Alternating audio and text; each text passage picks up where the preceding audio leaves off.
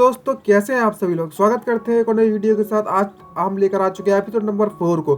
तो चलिए शुरू करते हैं, ज़्यादा टाइम वेस्ट नहीं करते हैं। आज का सीरीज एपिसोड की स्टार्टिंग में हमें नोटिफिकेशन दिखाया जाता है न्यूरल सिस्टम का, जिसमें वह बता रहा था कि आज की जो डेट है वो नवंबर 15 है 2020 साल है और हमारे यूज़र ने टाइम को सक्सेसफुली रिवर्ट कर दिया है जिस समय वह जाना चाहता था सबसे ज़्यादा। और हमारा हीरो जेईओ सीधे उसकी आंखें खुलती हुई देख के सरप्राइज होता है और सोचने लगता है कि ये सब चल क्या रहा है मेरे साथ। और एक और नोटिफिकेशन आता है कि तुम्हारी बॉडी पे जो नॉन कॉम्बैट एक्टिविटीज़ की लिमिटेशन थी वो रिमूव हो चुकी है। तुम्हारी बॉडी सक्सेसफुली 20% रिकवर हो चुकी है। हमारा हीरो बहुत ज़्यादा हाफ रहा होता है इतना टाइम ट्रेवल करने के बाद और कहने लगता है क्या मैं सच में किसी तरह का सपना देख रहा हूँ, लेकिन ये है तो मेरा ही घर जब मैं बचपन में रहा करता था अपनी मॉम के साथ तब का। तभी सिस्टम एक नोटिफिकेशन देता है और नई क्वेश्चन जनरेट हो जाती है और कहने लगता है तुम्हारी नई question rest is the mother of success auto created हो चुकी है। और जो डिस्क्रिप्शन होती है इसकी उसमें लिखा हुआ था है कि आपकी जो सब कुछ है rest is the mother of success. जो हमारा पेशेंस है वो काफ़ी समय से मौत से लड़कर वापस लौट के आया हुआ है। तो हमारी आपसे सलाह है कि आप बहुत सारा रेस्ट करें और अपनी हेल्थ को सही सलामत कर लें। रिकवर 80% तक रिकवर हो चुकी है, अगर रिकवर करनी है 80%। और डिफिकल्टी एफ है, रिवॉर्ड मिलेगा ब्लैंक कार्ड। जेयून देख के कंफ्यूज होता है और क्या लगता है ये किस तरह की क्विस्ट है। और जगने के बाद चैन की सांस लेता है और अपनी पुरानी बातों को याद करने लगता है और कहने लगता सारे के सारे जो थॉट्स हैं उन्हें इकट्ठा करता है और कहता है चलो सोचते हैं और स्टार्टिंग से स्टार्ट करते हैं। मेरे साथ ये सब होना कब स्टार्ट हुआ। सबसे पहली बात ये है कि जब मैं वुमेन से फाइट कर रहा था उस समय में मारा नहीं गया और इसका रीज़न पता नहीं, लेकिन जिस समय मैं मर रहा था तब मुझे एक नोटिफिकेशन आया होता कि तुम्हारा जो सिस्टम है न्यू सिस्टम ऑपरेट करने की परमिशन मांग रहा है। एक बार तुम इसे रन कर दोगे तो तुम उस टाइम में पहुंच जाओगे जहां तुम जाना चाहते हो सबसे ज़्यादा। और ये सब मेरे साथ हो रहा है, मुझे लग रहा है ये सिर्फ न्यू सिस्टम के कारण हो रहा है। और इस तरीके से ही मैं पास्ट में आ पाया हूँ और रिग्रेस हो गया। मेरा जो माइंड था वो पहले से ही मॉन्स्टर और ये ट्री के आने के कारण हलवा हो रखा था और अब तो ये भी हो गया बवाल। और तुझे पहली बार नहीं है जब मुझे ये अजीब चीज़ें महसूस होने में लगी हुई हैं। और इस सिचुएशन को फेस करने के बाद अगर मैंने कुछ सीखा है तो किस तरीके से सिचुएशन को अडॉप्ट किया जाए और किस तरह से सिचुएशन को जज किया जाए, यही मेरी सबसे ज़्यादा एब्सोल्यूट प्रायोरिटी रहेगी अब से। और सिस्टम देखने चेक करने के बाद मन में सोचते क्या लगता है क्या जो सिस्टम का नोटिफिकेशन है वो बिल्कुल सही है और उसके द्वारा दी गई इंफॉर्मेशन। और मैं 11 साल पीछे आ गया। यह वह समय है जब मैं अपने हाई स्कूल के 3rd ईयर में था। फिर सिस्टम को देखता है, यहाँ पर उसे नोटिफिकेशन आया होता है कि तुम्हारा जो ऑपरेटिंग सिस्टम है वो एजेड से न्यूरल सिस्टम में बदल चुका है। और जियोहियन जी देखकर कहने लगता है कि क्या यही मेरे नए सिस्टम का नाम है। और सच सच कहा जाए तो मुझे ये अभी भी सपना लगता है कि मैं वापस से टाइम में रिग्रेस्ट हो गया। लेकिन एक चीज़ तो पक्की है और वो जिस पर डेट कैलेंडर लिखा हुआ होता है उसको उठाता है और उस पर लिखा हुआ होता है कि किस एकेडमी में ये एडमिशन लेने वाला है और किस डेट को। यहाँ पर वो फिजिकल कॉम्बैट क्लास की एबिलिटी को इस्तेमाल करने वाला था फ्यूचर में। लेकिन इस बार जब मैं फास्ट में आ चुका है तो उसे पता है कि इससे क्या ड्रॉबैक्स है और वो पेन उठाकर उसको काट देता है और कहने लगता है ये मेरे लिए मेरी लाइफ की सबसे ज़्यादा वैल्यूएबल अपॉर्चुनिटी है और मैं दोबारा से उन मिस्टेक को नहीं दोहराने वाला जो मैंने पास्ट में दोहराई थी। इस लाइफ में मैं एक मैजिशियन बनूंगा। तभी नेक्स्ट सीन शिफ्ट होता है हमारे हीरो का खाना खाने का। जीवन बढ़िया खा रहा होता है और उसे खाते खाते इतना ज़्यादा इमोशनल हो जाता है कि उसकी आंखों से आंसू आने लगते हैं। ये देखकर उसकी मॉम बहुत परेशान हो रही होती है, आखिरकार ये ऐसी हरकतें क्यों कर रहा है। और उसकी मॉम मन में सोचते हुए कहने लगती है क्या इसे किसी चीज़ की परेशानी है, क्योंकि कल इसने मुझे अचानक से गले लगा लिया था और बहुत ज़्यादा रो भी रहा था, क्या कुछ हुआ है। ज़्यादातर हमेशा नॉर्मली तौर पर ये हमेशा म्यूटेड रहता था और किसी से बात भी नहीं करता था, लेकिन कल तो वो कुछ ज़्यादा ही रोने में लगा था। तभी उसकी मॉम जीवन से पूछती है क्या तुम्हें किसी चीज़ की परेशानी है। तभी जीवन से कहता है नहीं ऐसी बात कुछ नहीं है, मुझे बस एक बहुत बुरा सपना आया था इसलिए थोड़ा बुरा लग रहा है। उसकी मॉम पूछती है क्या बुरा सपना। यहाँ पर वो हमें पास्ट के बारे में बताता है किस तरीके से क्या क्या हो रखा था इसकी फैमिली के साथ। इसके सोचने के बाद वो और ज़्यादा उदास हो जाता है। तभी जियोन उससे कहने लगता है मॉम मुझे आपको कुछ बताना है। तभी उसकी मॉम पूछती है हाँ तुम मुझे बता सकते हो। और उसको काफ़ी सीरियसली होने लगती है उसकी मॉम। और उसकी मॉम देखते हो मन में सोचने कह रही होती है क्या ये माइल्स अकेडमी में जाने से घबरा रहा है। मैं इतनी ज़्यादा सरप्राइज नहीं हूँ, एक रीडर्स होना काफ़ी ज़्यादा खतरनाक जो है और तो और आजकल की दुनिया में बहुत ज़्यादा कॉम्पिटिटिव है। अगर इसे उस अकेडमी में नहीं जाना है तो मैं इसे सलाह दूंगी कि वो माइल्स अकेडमी को छोड़कर एक नॉर्मल अकेडमी पढ़ने जाए। कोई फर्क नहीं पड़ता कि वो कोई भी अकेडमी कितनी ज़्यादा रेपुटेबल है, लेकिन इससे क्या फ़र्क पड़ता है अगर ये जाना ही नहीं चाहता वहाँ पर तो। लेकिन जो जेयून होता है वो अपनी मॉम से कहने लगता है कि मैं अपनी जो एप्लीकेशन है वो बदलना चाहता हूँ मैजिशियन क्लास से और उसकी मॉम कहने लगती है यार ठीक है ओके। लेकिन जैसे ही ये सुनती है कि मैजिशियन क्लास, उसके होश उड़ जाते हैं और मुंह फटा रह जाता है। और उसकी मॉम मन में सोचती है, हमें बताती है कि ये पहले दिन से ही कह रहा था कि ये वॉरियर क्लास को चुनेगा। और तो और ये बंदा बहुत ज्यादा थॉटफुल है, हमेशा सोच समझ कर काम करता है। तो ये इस टॉपिक को इतनी आसानी से नहीं उठाने वाला कि बस मूड कर दिया और टॉपिक उठा लिया। और उसकी मॉम एकदम से शांत हो जाती है और अपना हाथ जीवन के मुंह पर रखते हुए कहती है, ये डिसीजन तुम ले रहे हो वो सडन डिसीजन तो नहीं है ना।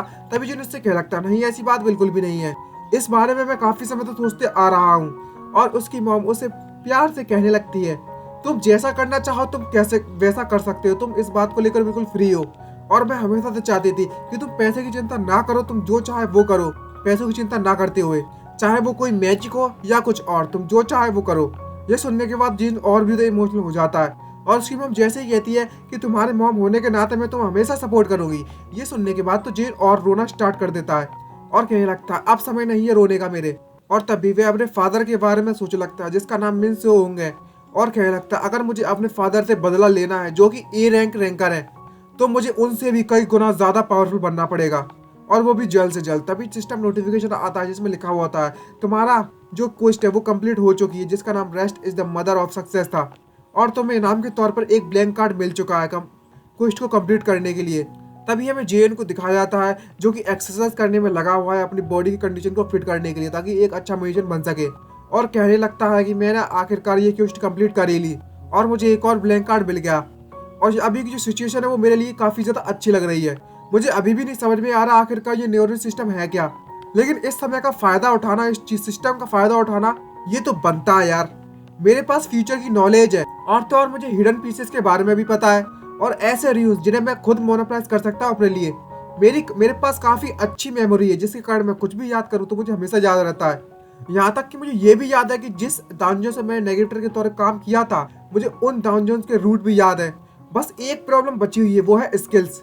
मेरे पास जो स्किल अभी है वो सिर्फ लाइटनिंग चेन और यूनिवर्सल डेरिवेशन, और उसके अलावा सारी की सारी वॉरियर्स स्किल्स है। मुझे लगता है इसमें कोई सरप्राइज करने वाली बात नहीं है क्योंकि मैं वॉरियर क्लास के लिए ट्रेनिंग करते हुए आ रहा था स्टार्टिंग से। क्या यहाँ पर कुछ भी ऐसा नहीं है जो मैं कर सकता हूँ? तभी अचानक से सिस्टम की नोटिफिकेशन उसके सामने आ जाता है। यहाँ पर उसकी पर्सनल प्रोफाइल लिखी हुई थी जिसका पूरा नाम होता है मिन जेयून, 16 साल का, लेवल 7, और जो स्टेट स्ट्रेंथ 4, डिटेक्सी 2, मैजिक 10 और एंडरेंस 5, स्टेट पॉइंट टोटल 21 बचे हुए हैं। और डिस्क्रिप्शन देखने के बाद हीरो कहने लगता है, जेयून कहने लगता है कि मेरा लेवल वहीं वापस आ चुका है जब मेरा हुआ करता था समय पर, और मेरे सारे के सारे स्टेट भी रीसेट हो गए। तभी पैसिव स्किल्स की लिस्ट दिखाई जाती है जिसे गॉड्स द्वारा देखा जाता है। वो स्किल मैक्स हो चुकी है, वो भी न्यू है। Absolute I of God max हो चुकी है। ट्रेंड स्वॉर्डमैनशिप लेवल 17 है, क्विक स्टेप लेवल 15 है, फ्लेक्सिबल मूवमेंट लेवल 14 है, emergency first aid level 18। Active skill है universal derivation new, lightning chain new, जिसे देखकर हमारा जो सरप्राइज होता है और कहने लगता है आखिरकार जो मेरी पैसिव स्किल्स है वो सेम क्यों है। तभी सिस्टम नोटिफिकेशन करके उसे बताता है कि जो तुम वापस समय में आए हुए हो और उसके बाद तुमने one boost by the god skill का इस्तेमाल किया पैसिव स्किल का, जिसके कारण तुम्हारे रिग्रेशन होने के बाद सारी की सारी जो स्किल्स है वो रिटेन हो चुकी है। जिसे देखकर वो सरप्राइज होता है और कहने लगता है one boost by the God. तभी हमें इस पैसिव स्किल की डिटेल्स दिखाई जाती है जिसकी रैंक्स होती है एक्स। इस स्किल का इस्तेमाल कर यूजर्स की जो रैपिड ग्रोथ है वो बढ़ जाएगी और तो और ब्लेसिंग मिलेगी गॉड्स की। और इसकी जो इफेक्ट है रिग्रेशन होने के बाद सारी की सारी पैसिव स्किल्स रिटेन हो गई, और हर बार जैसे ही यूजर का लेवल बढ़ेगा और तुम्हारे सारे के सारे स्टेट्स एक से बढ़ जाएंगे।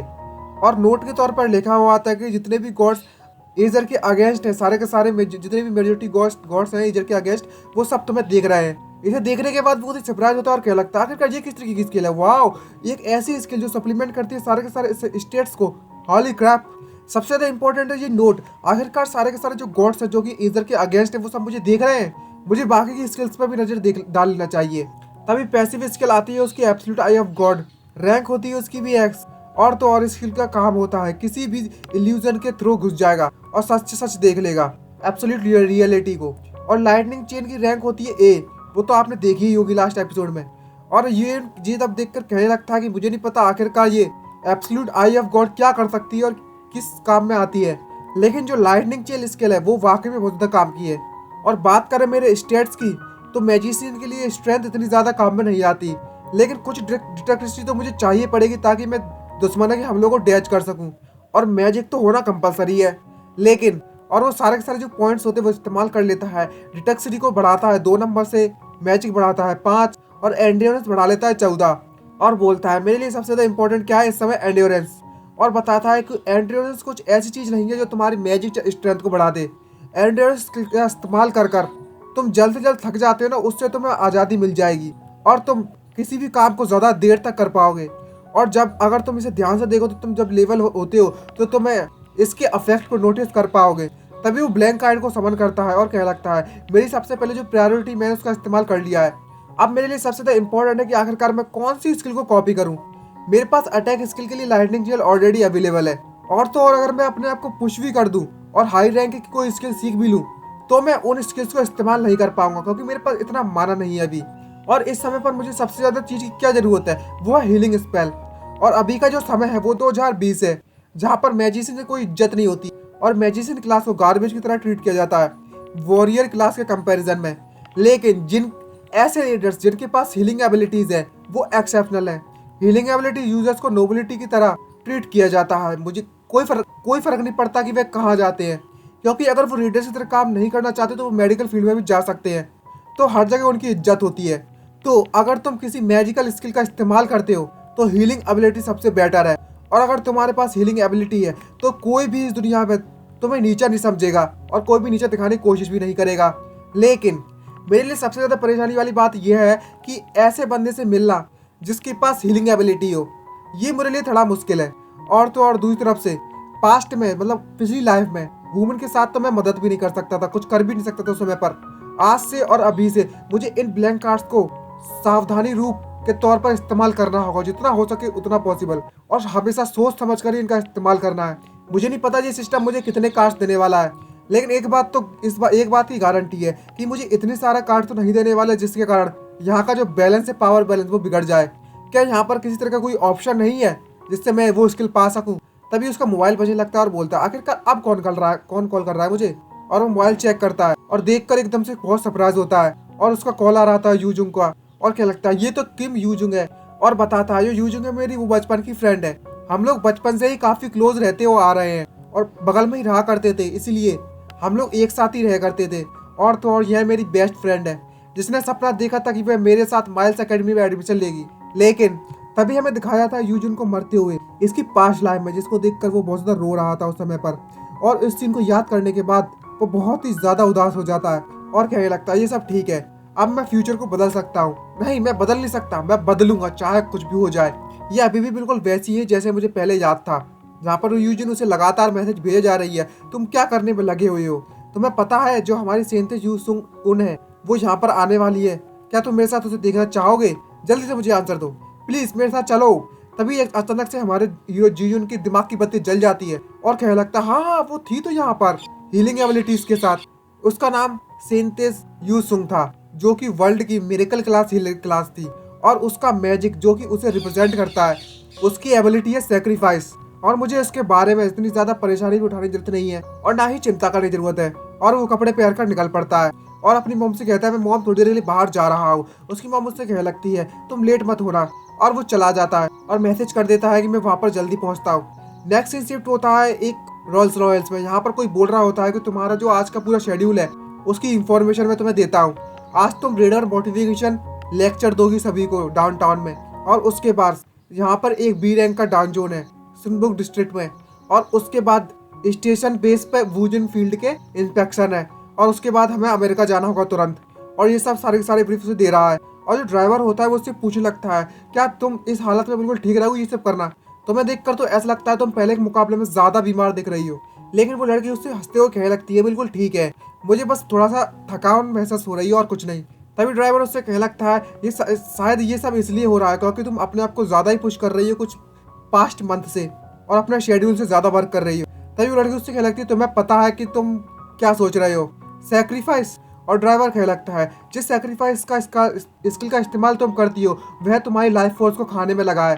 तभी ड्राइवर मन में सोचते कह रहा होता है ये हमारे लिए काफ़ी ज़्यादा बेटर होता अगर हमारे पास सेम स्किल का एक और बंदा होता। अगर सेक्रीफाइस लेवल का वो हीलिंग स्पेल होता मौजूद तो शायद हम इसे ट्रीट कर सकते। तभी वो जो सेंतेस होती है वो उससे कहने लगती ड्राइवर से हमने पहले इस बात पे एग्री हुए थे कि हम लोग इस बारे में दोबारा बात नहीं करेंगे। लेकिन वो ड्राइवर बहुत ज़्यादा अनॉक्सियस हो रहा है और वो उसको देखती है, घबराती है, कहने लगता है मन में सोचते हुए, अगर ये सब चलता रहा तो ये जल्दी कोरिया की सबसे पावरफुल साइंटिस्ट मारी जाएगी। और इसी सरप्राइजिंग न्यूज के साथ हमारा ये एपिसोड खत्म होता है। मिलते हैं नेक्स्ट एपिसोड में। आज के लिए bye bye, see you, signing out, bye bye.